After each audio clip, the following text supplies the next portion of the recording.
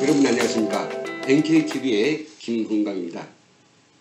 탈북민들이 자유북한이 거인이라고 부르는 우리 자유북한방송의 김성민 대표하고 세 번째 특별 인터뷰 시간입니다.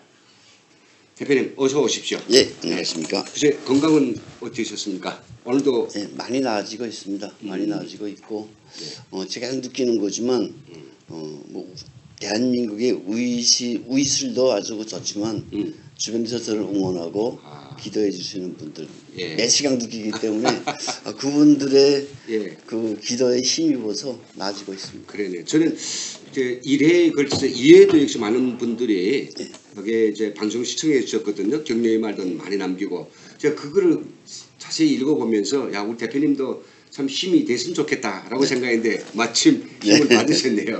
여러분 응원과 격려 관심을 많이 주시길 바랍니다.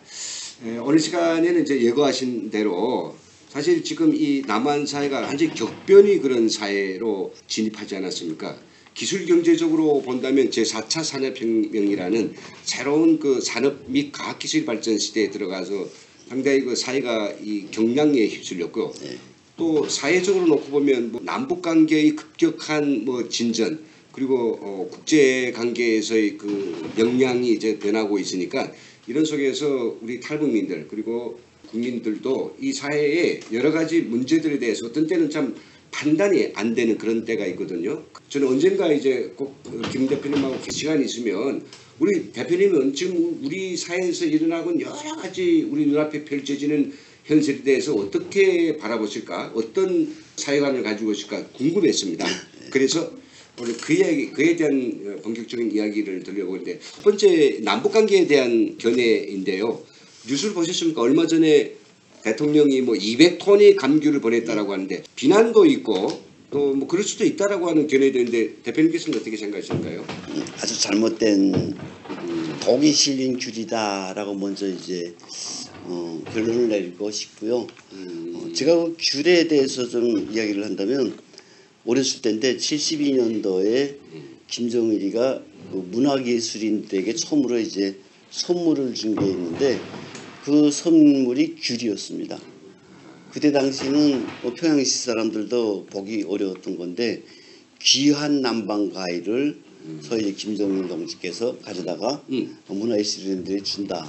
그래가지고 아시겠지만 김정일이 그 후계 구도 작업을 하면서 혁명 가구, 영화예술, 문학예술 지도하지 않았습니까? 진설부대를 만들었죠. 네. 문학예술인 진설부대. 그렇죠. 그래서 자기 마음에 맞는 눈에 들은 애들한테 선물을 줬는데 그때 뭐 요만한 박스에 귤이 늘 들어있었고요. 그렇죠. 산삼 뿌리도 있었고요. 흔히 말하는 태평술도 거기에 들어있었고요. 그렇죠. 근데 그때 저희 아버지는 귤을 못하는 사람이 되어서 못 탔지만 저희 동네에 다 문화예술인들이 엄길선도 있었고 문화예술인들이 있었습니다. 그래서 뭐 서균기 작가동위원장의 아들도 우리 반이었고 이 친구들이 이제 선물을 탔다고 가져오는데 그 귤을 보면서 아주 감히 먹을 생각은 못하고 그렇죠. 그렇지 김정일이가 선물놀이를 시작했던 중에 귤이 아주 핵심 요소였는데 그런 선물을 후에 내가 군대 나갔을 때 누나가 또 이제 선물을 받았다 그래서 무슨 선물이냐 했더니 편지를 보냈는데 김정일 장군님께서 귀한 당자금으로 이제 선물 귤을 사가지고 평양시 주민들에게 1인당 3알씩 줬다. 엄청 샀던 것 같습니다. 1인당 3알씩 들어가면 많은데 그러면서 저한테 했던 말이 기억납니다. 당에 충성을 해라. 후방에 남은 우리 후방 가족들에게 장군님께서 이렇게 큰 은혜를 베풀어 주시는데 하는 생각이 납니다. 이번에 귤 딱 보면서 귤 뭐 200톤이라니까 평양 한 그 2만 알 정도가 된답니다. 일간지 계산을 보니까 그 정도 200만 개 정도가 된다는데 200만 개 정도. 네, 그거를 평양시 주민들에게 주면 좀 모자랍니다. 평양시 300만 명이니까 뭐 이렇게 쪼개줄 수도 없고 100만 회라고 하는 군인들에게 주면 2알씩 더 나가겠고 하지만 이렇게 한국에서 보낸 거를 군인들에게 줬다가 김정은이가 또 무슨 역으로 도맡겠습니까? 문재인 대통령들이 동시에 얻어맞을 것 같으니까 다른 생각을 할 겁니다.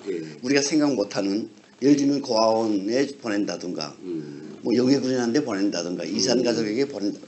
어떻게 가든 그 귤은 독이 된다. 왜냐? 김정은이가 줄 때부터 김정은의 선물이 됩니다. 장군님의 선물. 동시에 장군님의 선물은 소위 남선 괴뢰도당으로부터 빼앗아낸 조공을 받은 조공이거나 빼앗은. 빼앗아낸 물건이 되기 때문에 북한 사람들이 지금 이렇게 복잡한 국제 정세를 모르지 않습니까? 솔직히 그러면 장군님만 믿고 따르면 이렇게 남조선 제주도 감길도 우리가 얻어먹게 되겠구나. 장군님 믿고 따르면 반드시 우리는 승리하겠구나. 이런 헛된 환상을 심어준다는 면에서 나쁘고요. 그리고 북한은 다 잘 알지 않습니까? 어떤 것이 들어가도 김정은에게 유일 집권제이기 때문에 꼭대기 중앙에 직결되고 그 직결된 걸 김정은이는 백성들에게 선물로 준다. 이 선물놀이가 그런 면에서도 나쁘고 이런 면에서 한국에서 감이 아니라 무엇이 들어가든 김정은 체제를 살찌우고 김정은 독재 체제에 힘을 실어주는 것이기 때문에 독이다라고 생각합니다. 그러네요. 저는 귤 하니까 제가 2004년도에 남한에 왔습니다만은 2003년경에 남한에서 역시 귤이 왔습니다. 얼마 왔는지는 모르겠는데 그 귤이 결국은 평양시내에 이렇게 손가락에 꼽히는 유치원들이 있지 않습니까? 거기에 보내주고 문화예술인들한테 보내주고 간부들한테 선물 보내줬지만은 또 상당한 양은 어디를 한번 걸쳐서 능력이 되는 북한 사람들이 먹었는데 그 한 번 걸친 데가 어디냐면 시장이거든요. 시장을 걸쳐서 장마당을 거쳐서 북한이 거기서 돈을 빨아내고 그걸 사람들이 입에 가게 됐죠. 이번 200만 톤도 엄청난 양을 북한은 아마 돈벌이를 할 겁니다. 김여정은 장군님 나 한 뭐 20톤 줘. 그다음에 뭐 30톤 줘. 이런 식으로 그다음에 뭐 군부에 이런 식으로 갈라가니까 말씀하신 것처럼 김정은의 생색을 내고 김정은의 어떤 그 시해로 작용되고 종장에는 뭐 북한 김정은의 어떤 어깨에 힘을 주게 만들고 북한 사람들이 역작용이 생기는 것이 제일 저는 대표님하고 같이 공감 생각이 되는 거죠. 자, 이제 이제 그 귤말이 나왔이 말이죠. 요즘 그 남북 관계에서 핵심 어젠다는 결국은 평화와 평화적 공존이거든요. 대표님 보시기에는 가능한 어떤 목표라고 생각하십니까?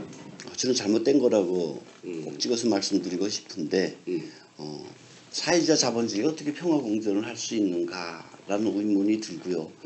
그리고 저는 북한에서 이명은 대위까지 군복무를 했기 때문에 노동당의 대남 전략을 뼈에 사무치게 배웠고 배워준 사람입니다. 다 알지 않겠습니까? 탈북자들이.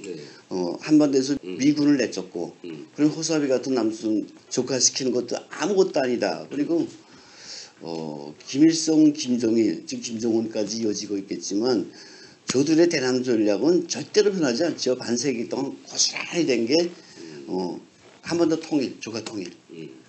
그런 상대를 향해서 평화공존은 정말 물과 기름을 합치겠다는 어리석은 발상이라고 생각을 하고요.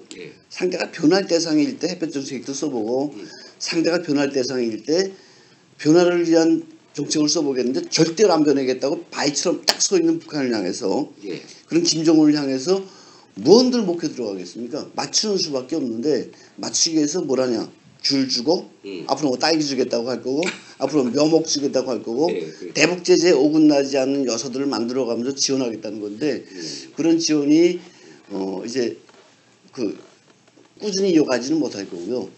김정은 정권이 변하지 않는 정권이기 때문에 언제든 대한민국 정권을 향해서 호사비 남선 괴뢰 도당화 할 날이 꼭 오는데 그때 후회하지 않을 정책을 지금부터라도 만들어야 되지 않겠는가 생각합니다. 그렇죠. 적극적으로 공감합니다. 혹시 기억나신지 모르겠지만은 싫어하는 어떤 단어들 중에서 몇 가지가 있습니다만은 평화란 말을 제일 싫어했거든요. 자본주의, 자유주의. 예, 자본주의 자들의 우리 사회주의 제도를 복귀시키기 위해서 흔드는 감람나무라고 또 이해하고요. 또 평화적 공존은 그 사회주의 국가들의 대적 관념을 허물고 은근슬쩍 자기들의 침략성을 실현하기 위한 그런 위장 전술로 이야기했는데 최근에는 지금 북한의 그런 평화 공존에 대해서 말은 안 합니다만은 남한 정권이 그 대시하는 이거에 대해서 엄청나게 그냥 묵은 내지는 공감, 적극적으로 활용하는 그런 모습을 보이는데 북에서 평화는 그 우리의 총창 위에 평화가 있다라고 했던 것 같은데 그 시를 그런 것들 쓰신 적이 있습니까? 우리의 총창 위에 평화가 있다. 네, 그렇죠. 군대에서 시를 쓸 때 네, 북한에서도 군인들도 문화예술 작품을 쓸 때 예술성을 가미해라.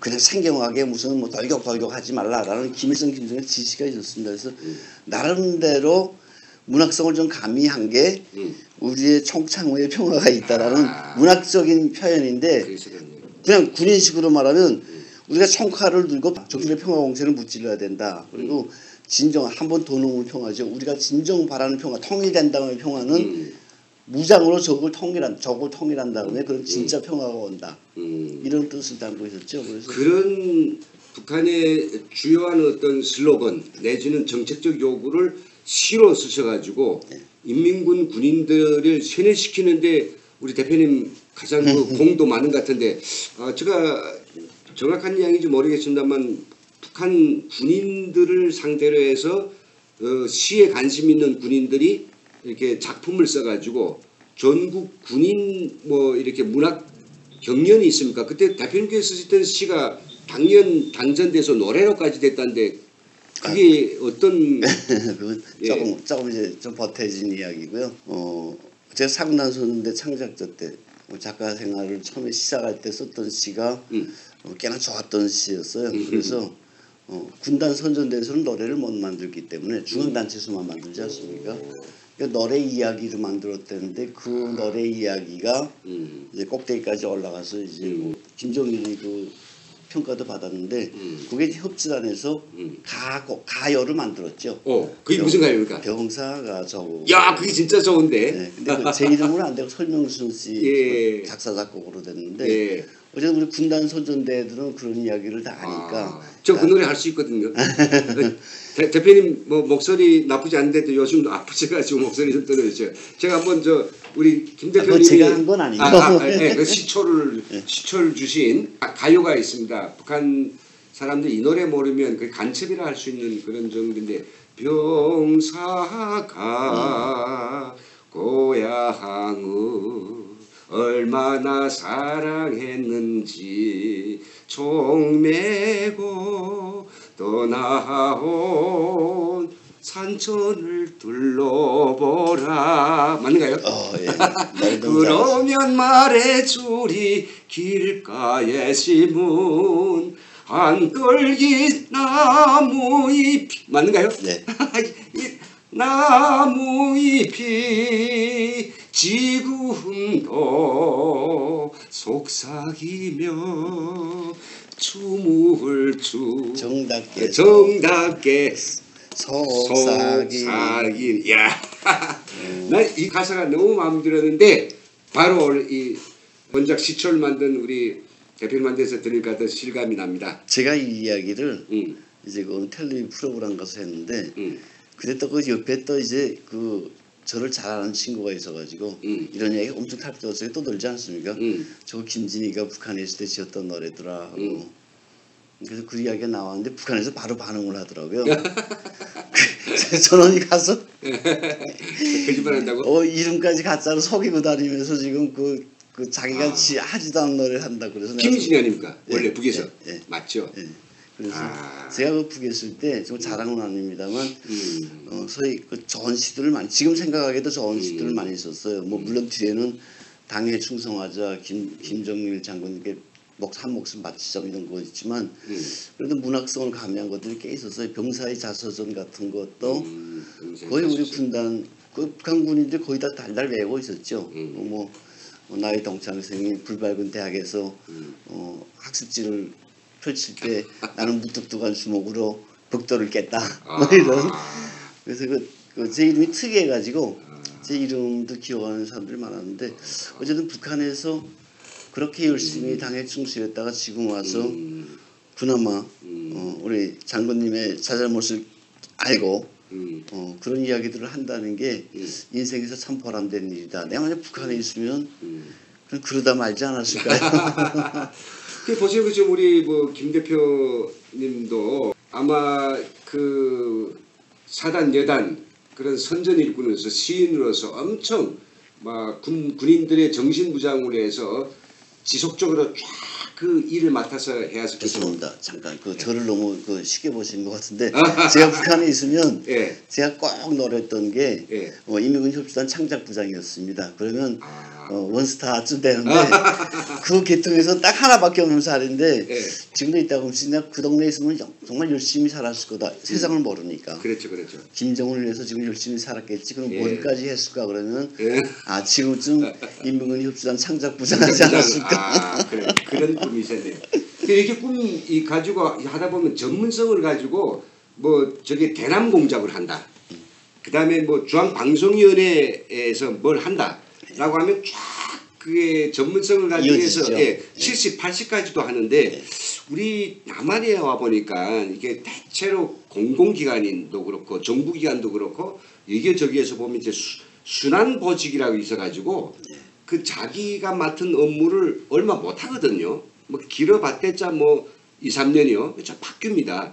남북관계를 주관하는 그런 핵심 컨트롤 타워도 정권이 바뀌면 와락 새로운 사람이 들어오지 않습니까? 그러면 이 단절되는데 그런 순환보직이라고 하는 그 특성 그걸 우리 대표님께서는 어떻게 보십니까? 내가 묻고 싶었어요. 전 또 말씀드리고 싶었습니다. 남북관계에서의 그 정치적 대립 대결에서 흔히 말하는 게임에서 한국이 늘 지는 걸 느껴요. 왜냐하면 북한은 대남 관계에서 대남 저희 조카 통일 노선이 쫙 일관되어 있고 사람들도 크게 변동이 없어요. 크게 가보면 뭐 잘못되겠지만 그렇죠. 쭉 아이 때부터 그렇게 교육받아서 그쪽으로 쭉 가고 있습니다. 한국은 말씀하신 것처럼 바뀌는데 순환보직도 문제지만 정권이 바뀌면 그 와락 걷다. 사람 자체가 바뀌어버려요. 예. 장관 차관 그냥 와라락 바뀌는 걸 느끼는데 저는 뭐 다른 것도 다 문제가 되겠지만 느낀 게 있어요. 체험한 게. 작년에 우리가 북한 자유주간 14차 북한 자유주간을 했는데 그렇죠. 서울에 있었죠. 예, 서울에서 했죠. 통일부에서 지원을 해주겠다 그래 예산을 꼬박꼬박 다 작성했어요. 예산표를. 그 지원해주겠다고 학다까지 받았어요. 그래서 에 따르는 계획을 다 세웠는데 갑자기 통일부에서 만나자 그래서 갔더니 박상아 그 삐라를 내가 못 먹으면 우리 지원 못한다. 그래서 내가 이건 대한민국에서 있을 수도 없고 진짜 솔직히 말해서 할 수 있는 아주 그걸 다 하고 싶었어요. 근데 참았어요. 제가 참았고 작년 일입니다. 그 담당자 보고 그랬어요. 마침 나한테 돈이 있다. 내가 아플 때 나 병 낫게 하라고 지원해주고 응원해준 돈이 꽤 있기 때문에 그 돈으로 하마 안 받을게 해서 지금 앉았어요. 그래서 내가 정말 개인적인 사례이긴 하지만 이 정도로 정확하구나 대한민국 통일부가. 그 장관 차관 바뀐 건 둘째치고 그 사람들 눈치 보는 사람들도 생각이 바뀌어요. 바로 그분들이 그 전전에는 우리를 지원해 줬어요. 그렇죠. 비공개라고 하면서 지원해 줬는데 아니 이렇게 근데 속으로 한때는 이 박상학을 좀 원망을 할까? 그 삐라서 안 뿌려줬으면 되는데 근데 그게 정말 내 잘못된 생각이라고 느낀 게 아니 그거 당연히 삐라 뿌리고 방송하는 거는 탈북자들이 사명이라고 생각하는 건데 그렇죠. 정권이 바뀐 상황에서 너네 거 삐라를 뿌리겠다고 하니까 못 지원해 주겠다. 그래서 내가 아니 그럼 이전에 지원해 주겠다고 한 건 또 뭐냐? 같은 땅에서. 아주 부끄럽고 수치스러웠는데 그런 사례들이 벌어지더라. 그것도 통일부에서 이거는 정말 대한민국 사회가 안고 있는 어떤 병폐, 모순, 딱 찍기는 어렵지만 그런 문제점이 있다고 봅니다. 너무 이제 어떤 때는 저 혼란스러운 게 예를 북한 인권이라고 하는 것은 가거나 지금이나 계속해서 어떤 개선도 변화도 없이 항존한 사실인데 이게 정권이 바뀌면서 이게 서로 다르게 인식되고 서로 다르게 평가된단 말이죠. 그래서 뭐 김대중 노무현 정권에서는 그 북한 인권을 갖다가 국제사회에서 문제시하에서 유엔 총회 그 결의안을 가지고 투표하는데 기권하고 반대하고 이랬는데 또 다른 두 정권이 들어와가지고 적극적으로 그걸 지지하고 다음 달인가요? 네. 아마 73차 유엔 그 총회에서 북한 인권 이 안이 결의안이 또 나오고 어쩌면 저희가 주시하고 있습니다만은 아무리 뭐 정권이 바뀌면 달라진다고 생각하지만 이런 인류 사회의 보편적 가치조차도 이렇게 막 깨가지고 다르게 해석되고 한다는 것은 북한 인권 실상에 대해서 이 남한의 정권들이나 또 그리고 일부 아마 친북적 성향의 그런 그 국민들이 북한 인권을 가지고 정략적으로 접근하지 않나 이런 생각 들거든요. 그러니까 쉽게 말씀드리면 이거죠. 북한 인권 문제 다루면 김정은이가 싫어하더라. 그래서 오늘가 그런 문제 자꾸 건드리면 우리 대상 안 하겠다. 그렇게 되면 지금 문재인 정권은 그런 이야기를 하지 않아야 김정은과 이제 만나게 되니까 이런 이제 조자세가 나온다고 봐야 되는데 원칙을 딱 세워놓으면요. 예. 너는 인권 문제 확실히 있다. 그리고 하나하나 풀어가자. 음. 이런 대전제 위에서 다른 협상이 이루어져야지 사실 북한이 변화가 그래도 감지되거나 유도할 수가 있어요. 근데 인권 문제는 딱 덮어놓고 그래 우리가 너희 좀 지원해줄게 도와줄게 뭐가 필요하니 이런 식으로 하면 북한과의 서의 그 문제를 전혀 해결될 수 없다고 봐요. 이번에 외교장관인가요? 강경화 장관이 인권국에 찬성한다고 했는데 찬성하고 안 하고가 중요한 게 아니고요. 관계부처나 통일부나 외교부에서 를 위해서 노력하는 탈북자 단체나 탈북민들을 활용하고 지원해주고 저들에게 힘을 실어야지 사실 인권 문제가 해결되지 그냥 그 하는 거 나는 그 별로 중요하지 않다고 봐요. 지금 대통령께서 과거에 그 비서실장 할 때 반대했다면서요. 그거 하지만 그렇죠. 기권하겠다고 했다면서요. 네. 북한의 우중을 물어가지고. 그분이 지금 좀 부끄럽거나 네. 아니면 이제 대통령 되니까 생각이 조금 바뀌어질 수도 있는데 본질적인 게 바뀌어야 돼요. 본질적인 게 바뀌자면 북한 인권 문제를 누가 제기했냐? 탈북자들이 제기했고 북한은 그 탈북자들을 그렇게 잡아 죽이겠다고 했고 저들이 국제 무대까지 나가서 말하니까 그래 지구상 끝까지 가서 죽이겠다고 했고 그렇게 무릎 꿇린 애들도 있잖아요. 그렇죠, 그렇죠. 그런데 이런 탈북자들을 적극 활용하고 이 현재 정부가 그 단체들을 적극 지원해주고 그래서 국제사회에서 인권 문제를 자꾸 거론하게 하고 이런 것들은 민간단체 활동이에요. 예. 이거 보장해줘야지 예. 정부로서 가서 뭐 또 이제 다른 이야기도 하겠는데 인권 이야기는 완전 확 잡아 죽이고 제가 어떤 이제 그 강연하는 분 이야기를 들은 적이 있어요. 우리 방송국에서 이제 뭐 나다니면서 강연하는 분 이야기 듣다 보니까 사실 군대에서도 뭐 김정은이 그렇게 욕하지 말라고 한다면서요. 군대 강연에서도. 주적개념 없이 뭐. 네. 그래서 이런 식으로 가다간 정말 앞서도 말씀드렸지만 대한민국이 뭐 평화 공존이요 뭐 할 것 없이 김정은한테 못 킬날이 올 거다. 그래서 불안하더라. 이렇습니다. 원래 그 방송이라고 하는 것은 그 세상의 진실을 전하고 또 그리고 많은 사람들이 그 추구하고 있는 올바름에 대한 것들을 이렇게 그 전하는 그런 방송이 아닙니까? 그래서 아마 남한 사회 실상을 북한에 전하면서 어떤 경우에는 그 좋은 소리만 할 수는 없지 않습니까? 우리가 보고 온 대한민국 좋은 것도 있지만은 좀 뭔가 시간이 가면서 반드시 이건 좀 그 정리돼야 되고 이게 좀 극복돼야 될 그런 문제들이 있거든요. 저는 궁금합니다. 우리 대표님께서 북한 주민들 알려줄 때 혹시 우리 남한사의 가장 그 핵심적 이슈로 떠오르고 있는 양심적 병력 거부 요즘 뭐 대법원에서 그걸 그 위헌이라고 했거든요. 자 그런 것들은 만약에 전하신다면 그게 어떤 문제가 있다고 보실까요? 아직 그런 거 가지고 이제 방송으로 다뤄본 적은 없는데 예. 꼭 다르게 된다면 이렇게 할 것 같아요. 남선 다 망했네. 아니 군대 나가는 거 예. 양심적으로 안 나가면 지금 예. 군대 나간 사람들 다 양심 없는 놈들입니까? 이거는 정말 말이 안 되고요. 아마 그런 판결이 내려짐으로써 한국 사회가 앞으로 엄청 복잡해질 거라고 저는 생각을 해요. 군대에 나가는데 양심 있는 사람은 안 나간다는 게 전제가 깔리면요. 이제 나간 사람들 다 양심 없는 사람들이 돼요. 그렇죠. 나갔던 사람들도 그렇고 예. 그러니까 그건 조금 어폐가 있다고 보고 종교적인 자기 신념 때문에 그런다고 해도 문제가 되는 게 예. 그 종교 뿐이겠어요. 다른 정보도 그렇죠. 엄청 많겠는데 그런 문제들이 있다고 봐요. 군대 나가야 되는 게 원칙이라고 보고요. 안 나가면 정말 안 나간다면 정말 청소하기 싫어서 안 나간다면 얘네들은 아마 3세계로 보내야 된다든가 아니면 정말 대한민국에서 군에 나가는 것보다 훨씬 무거운 그런 형태의 대체복무제를 실시해야 된다라고 생각을 합니다. 그리고 정말 중요한 문제. 네. 남가북이 총을 딱 겨누고 있어요. 지금 평화 하도 이래가지고 지금 좀 무딘 것 같은데 북한 애들 100만 명이 딱 총을 겨누고 있어요. 애들은 오로지 내가 거기서 19년 군복무했는데 오로지 조국 통일에서 총을 겨누고 그 훈련만 10년 동안 사병생활을 통해서 하는 애들이에요. 애에 비해서 한국군은 인원도 적어요.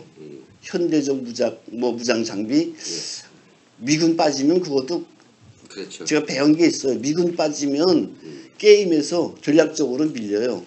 인원도 밀리고 군 복무연한도 밀려요. 지금 2년도 못 채운 친구들하고 10년 한 애들하고 뭘 해서 이기겠어요? 심각한 문제들을 받아들이자면 전쟁은 병력들이 하는 거 아닙니까? 육군이 기본하고 한국은 여성들도 탄원하는 사람들은 받아들이고 우리 탈북자 자녀들도 탄원하는 게 얼마나 많아요. 그렇죠. 받아들이고 그렇죠. 솔직히 저는 대한민국에 와서 다시 군에서 군복무를 하고 싶었어요. 정말 하고 싶었고요. 그리고 제가 그 제대군인들 모임을 최초로 만들어 보지 않았습니까? 그렇죠. 북한인민 해방전선 그때 탄원서도 냈어요. 380명의 탄원서 우리 군에 총만 지어달라 탄원서 냈는데 그런 사람으로서 대한민국 국민이 군대에 나가야 하겠다라는 소위 탄원 정신 이런 것들이 팽배해져야지 나 양심적으로 못 나가 이건 말이 안 된다고 보고요. 이건 정말 북한한테 목표도 나만 살면 돼 뭐 이런 생각을 가진 인간들의 소행 같습니다. 제가 이제 대표님 입장에서 좀 생각해 보는데요. 북의 사람들의 어떤 가지고 있는 남한에 대한 이 틀린 생각, 그릇된 생각들이 아성을 아마 집중적으로 포격해서 그렇지 않다라고 아마 실상을 얘기했을 것 같은데 그 우리 남한사의 어떤 북에 대한 우월성을 여러 가지 차원에서 이야기할 수 있습니다. 자유에 대한 것도 있고요. 또 풍요에 대한 것도 있는데 그러나 사회 문화적인 그리고 삶의 어떤 가치에 대한 이런 면에서는 참 혼재스러운 게 있거든요.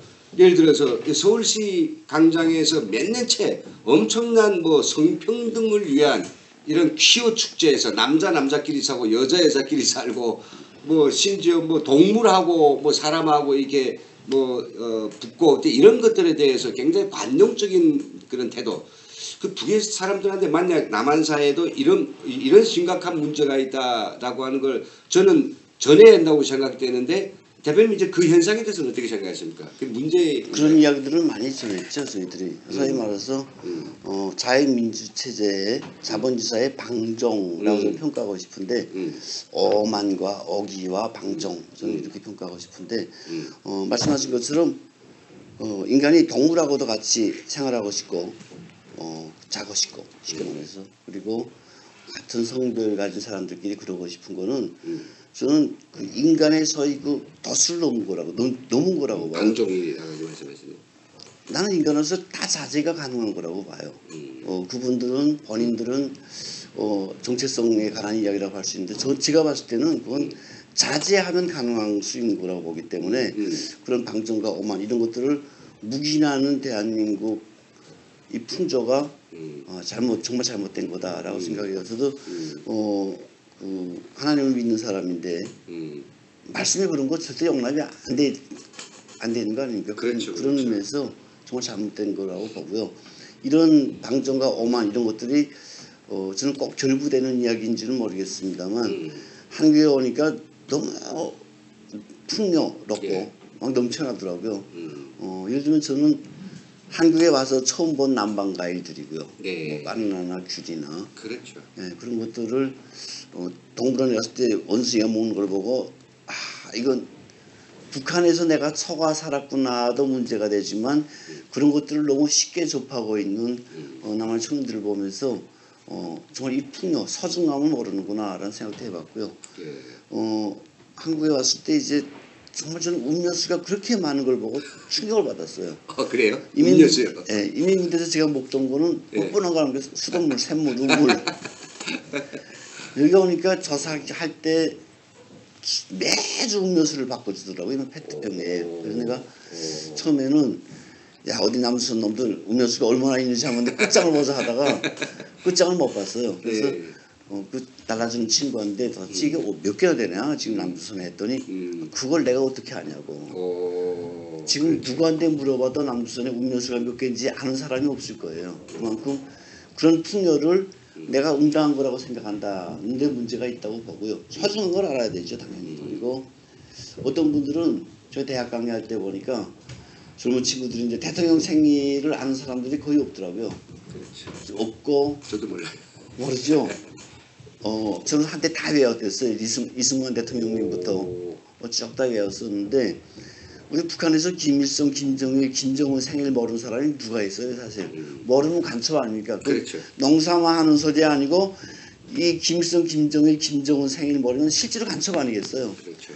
그리고 그런 거 모르는 애들은 정치범 시험에 가야 되고 이 대한민국은 대통령 생일도 모르고 어떻게 하냐. 처음에 순진한 마음에 그랬더니 아니 아빠 엄마 생일 챙기기도 바빠 죽겠는데 무슨 대통령 생일 같은 얘기 하냐고. 그래서 속으로 야 저 새끼 북한에 있었으면 이건 분명히 아버지 탄광 간다.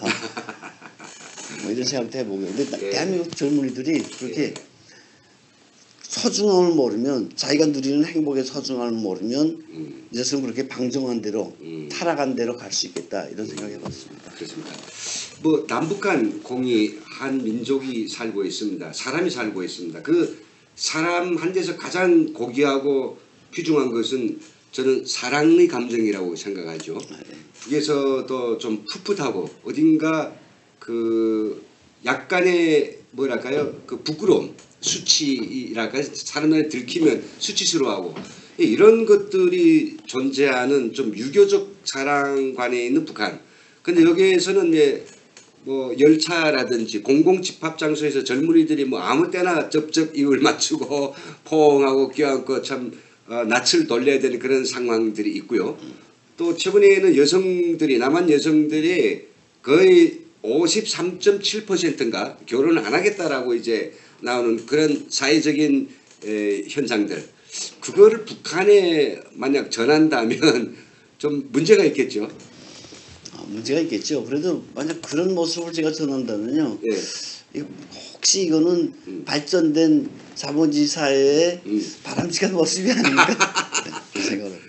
제가 오다가 오늘 오다가 이제 차에서 봤어요. 이제 말씀하신 한 20대 초반일까 10대 후반일까 그런 남녀가 이제 오늘 올 때가 11시였으니까 시퍼런 대낮에 껴안고 이제 그 발주문으로 손을 놓고 그래서 우리 형사님들이랑 고개를 돌렸어요. 솔직히 야 저건 진짜 너무하다 했는데 대낮에 우리가 보기 너무하지 뭐 대한민국에서 볼 때는 괜찮은 것 같고요. 그래 어른들 볼 때는 뭐라고 핀잔을 주고 싶을 거예요. 네, 당연히 너무 방정한. 너무 방정한. 네, 그런 핀잔을 줄 거예요. 근데 그 대표님 말씀을 하는데 혹시 저희 입장에 저는 북에서 뭐 결혼도 하고 뭐 연애도 했죠. 근데 저는 북에서 사랑이라고 하는 단어를 부부간에 표현을 못하고 이 머리다 넣고 가슴에다 넣어야 될 단어로 생각하면서 내 너를 사랑한다 이런 말 전혀 못했거든요. 한 번도 못해봤어요. 대표님 좀 시인이니까 좀 하셨겠네요. 전 많이 했어요. 가령 예를 들어 어떤 때 했어요? 내 너 사랑해 이렇게? 저는 뭐 결혼 대상자가 있었을 거 아닙니까? 여러 명 있었는데 편지 쓸 때 그래서 안고 이렇게 사랑을 못 하잖아요. 근데 편지는 뭐 저는 시도 써서 바친 적이 있고요. 편지도 써. 근데 그게 늘 사랑합니다. 입으로 사랑한다 이런 말 해봤어요? 못했어요. 표현했죠. 역시 그래도 저희 일반인보다는 시인들이 굉장히 사랑 감각이 뛰어나네요. 그래서 이게 썩어 빠진 자본주의 그 문화를 가장 먼저 퍼뜨리는 그런 뭔가 이 복윤자라고 세균 복원자라고 시인들은요 이틀에 한 번씩 생활청화했죠. 우리 현전대가 이틀에 한 번씩. 이틀에 한 번. 저희는 일주일에 한 번 머리를 싹 청소하는 생활청화인데 그게 옳긴 옳은가구만요. 그렇게 할 필요가 있는가. 저희 선전대 같은 경우에는 문화예술인이니까 체육인들도 이틀에 한 번씩 하는데 제가 세포비서를 했어요. 작가니까 겸임인데 진짜 할 게 없어요. 짜증나겠는데. 이틀 동안에 정말 할 거 없거든요. 그러다 어쩌다 이제 한 번씩 발생하는 사건 사고. 예를 들면 우리 여군이 예. 가서 뭐 군단 참모장하고 집에 갔다 나왔다. 그런 문제가 되는 거죠 사실은. 그래서 생활청와대하고 사랑특성도 해봤는데 그런 것들을 하면서 북한에서는 그야말로 말씀하신 것처럼 자본주의 사상잔재 이런 것들을 이제 생활청화 사상 검토를 통해서 퇴치해 나가는데 저 같은 경우에는 사병 때 제가 입당할 때 저 입당 서류에 그 자유주의자라는 문구가 있었어요. 제일 나쁜다는데. 전 몰랐어요 그때. 자유주의 가지고 왜 이러는가. 사단 그 정치부 그 입당 심의 있지 않습니까? 사단 정치는 대버려야 너 나가 그래요. 근데 내가 아니 뭘 가지고 날 보고 나가라 그러지. 입당해서 그까지 올라갔는데 힘들걸요. 심의할 때도 힘들게 해서 나가서 아무리 고민해봐도 내가 뭐 잘못했는지 모르겠어요. 근데 후에 알아보니까 자유주의 요소가 있다. 그걸 그렇게 북한은 최악으로 생각을 하더라고요. 그쭉 일생에 따라가거든요.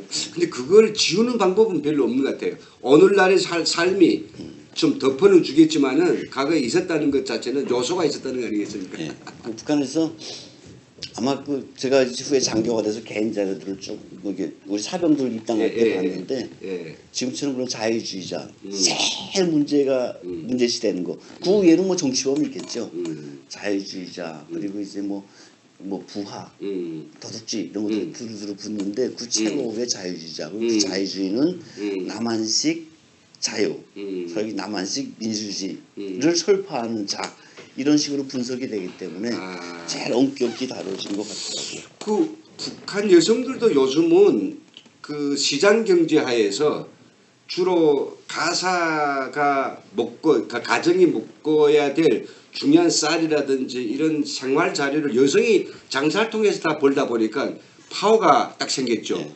그래서 처녀들도 장사에서 엄청 성공하면서 너도 나도 결혼을 안 하겠다라고 하는데 남한에서 여성들이 결혼 안 하겠다는 거하고 북한이 안 하겠다는 거하고 공통점이 있습니까? 그럼 그거에 대해서 북한에다가 선전에 그 방송을 통해서 알려주면 북한 여성들도 야 봐라 저게 잘 사는 부자 나라 남한에서도 여성들이 결혼을 안 하는데 야 우리가 결혼 안 하겠다는 것도 당연한 게 아니냐 이런 게 그 될 것 같은데 여성들이 결혼을 회피하는 것 이게 바람직한 건가요? 개인적으로 어떻게 생각하십니까?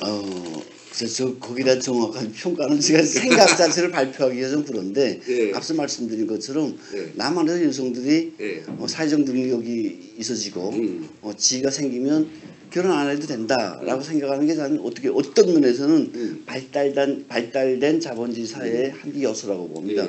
말씀하신 것처럼 북한도 그런 경지는 아니지만 그래도 여자들이 시집을 안 가겠다고 하는 이야기는 어떤 면에서 자기 자신에 대한 자신감이라 그럴까요?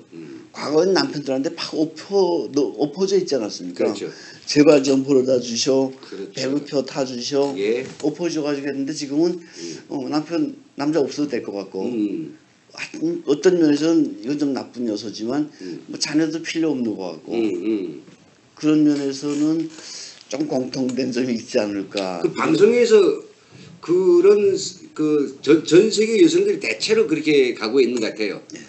근데 그게 뭐 우리 지구촌을 생각할 땐 바람직하고 아니고 인류를 생각하면 정말로 어딘가 사람들 머리를 아프게 하는 문제지만은 사실이 사실이니까 방송을 통해서도 더러 이야기할 때가 있겠네요.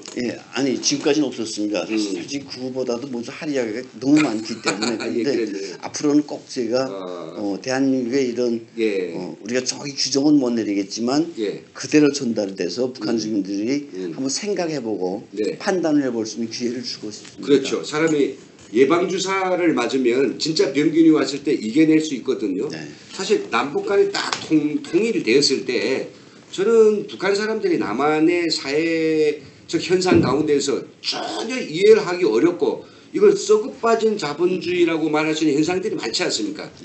특히 요즘은 이 학교들에서 이 서울시 교육청이 뭐 입법 예고를 했다라고 한 조례로 발표했다 그러는데 중학교 학생들이 임신에 관한 문제 그 출산했을 때 예전에는 퇴학된 당했나 봐요. 근데 지금 그게 아니고 그렇지 말라 추궁하지 말라고 그리고 이제 뭐 담배 펌을 피우고. 하든지 옷을 입든지 담배 피우는 것도 뭐 그것 때문에 처벌 주지 말라 이런 것들을 북한 부모들이 보면 너무 아연실색해 하지 않을까. 그리고 앞에서 보았던 뭐 성평등 문제, 게이라든지 뭐 레즈비언, 수간과 관련 그런 문제들 그리고 또 우리가 보고 있는 이 남한 사회의 엄청난 그 근로자들의 어떤 데모 같은 게 있지 않습니까? 이익을 위한 집단의 어떤 그 투쟁 이런 것들이랑 굉장히 어려운데 그런 것들은 예방 주사를 조금씩은 그렇죠. 북의 주민들에 놔줘야 되겠네. 북한에서 네. 지금 말씀하신 것들이 그대로 자본주의 썩어 빠진 자본주의 사회의